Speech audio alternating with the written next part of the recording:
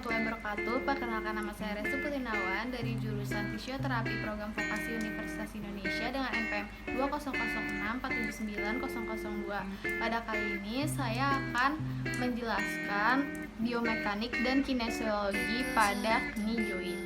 Penyusun knee joint terdiri dari tibiofemoral joint dan patellofemoral joint. Pertama, kita akan membahas tibiofemoral joint. Tibiofemoral joint merupakan jenis sinovial hinge joint yang memiliki dua derajat kebebasan gerak.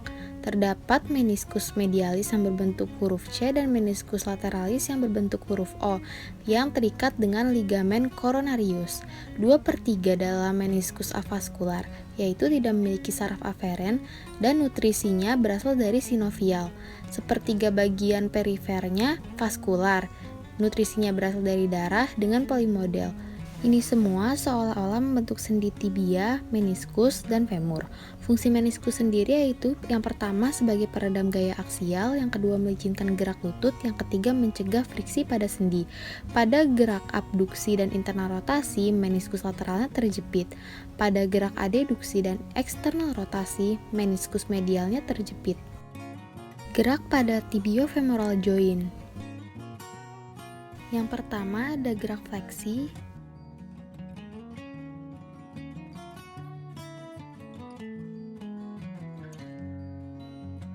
Lalu ada gerak ekstensi.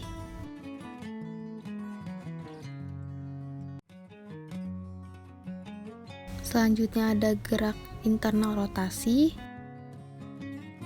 dan eksternal rotasi.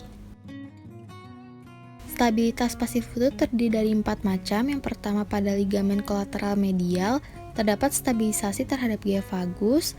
Yang kedua pada ligamen kolateral lateral stabilisasi terhadap gaya varus. Yang ketiga pada ligamen cruciatum anterior stabilisasi tibia terhadap gaya anterior.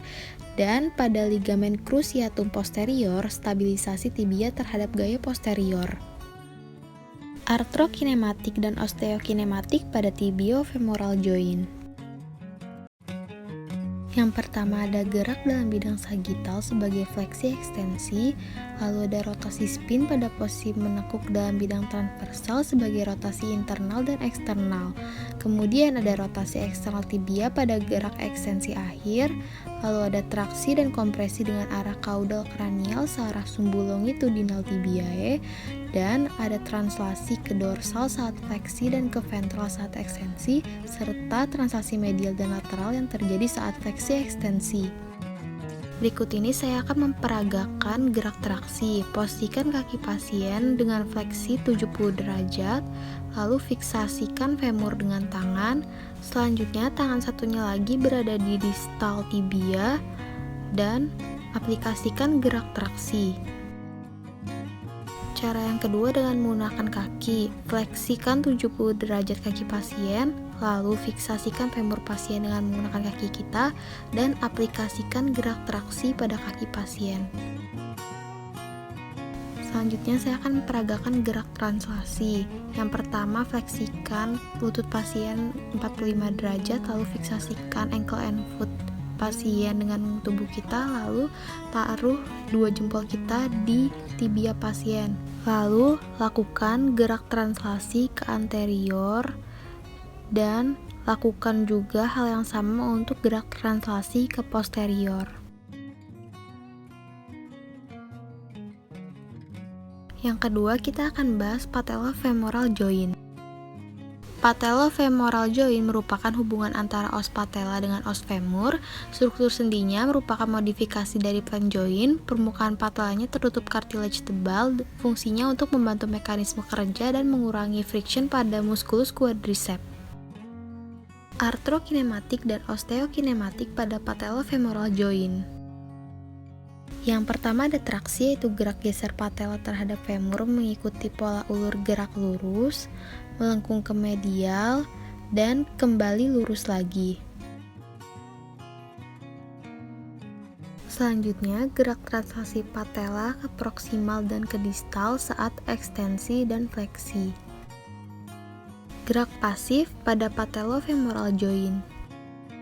Pertama ada gerak pasifleksi posisi telentang dengan hip fleksi 90 derajat dengan ROM 0 sampai 16 derajat soft and feel oleh penekanan jaringan lunak. Pada gerak ini terjadi traksi tibia ke distal searah aksis longitudinal dan translasi tibia ke posterior. Selanjutnya ada gerak pasif hiperekstensi. Terdapat gerak ekstensi dengan posisi telentang ROM 0 sampai 10 derajat hard and feel dan penguncian dengan rotasi eksternal serta terjadi gerak valgus. Selain itu, terdapat gerak translasi tibia ke anterior.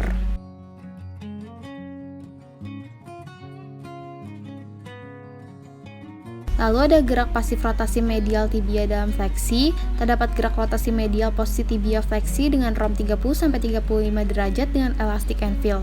Selain itu terdapat gerak rotasi medial telungkup atau pada posisi duduk di pinggir bed dengan lutut fleksi 90 derajat. Selanjutnya ada gerak pasif rotasi lateral tibia. Terdapat gerak rotasi lateral posisi tibia fleksi dengan ROM 45-50 derajat dengan elastic and feel.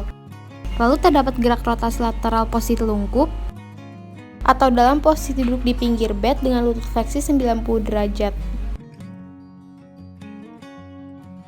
Gerak isometrik pada patellofemoral joint. Yang pertama, terdapat gerak isometrik knee flexion, yaitu gerak isometrik fleksi posisi 45 derajat fleksi lutut atau pada posisi duduk di pinggir bed dengan lutut fleksi 90 derajat oleh muskulus hamstring. Yang kedua, terdapat isometric knee extension, yaitu gerak isometrik ekstensi posisi telentang dengan lutut fleksi 45 derajat oleh muskulus quadriceps. Contoh gerakan pada aktivitas sehari-hari. Yang pertama, ada gerak fleksi pada saat bangun dari sujud atau pada saat duduk tahiyat awal. Yang kedua, ada gerak ekstensi pada saat bangun dari duduk tahiyat awal. Sekian video dari saya, kurang lebihnya mohon maaf. Wassalamualaikum warahmatullahi wabarakatuh.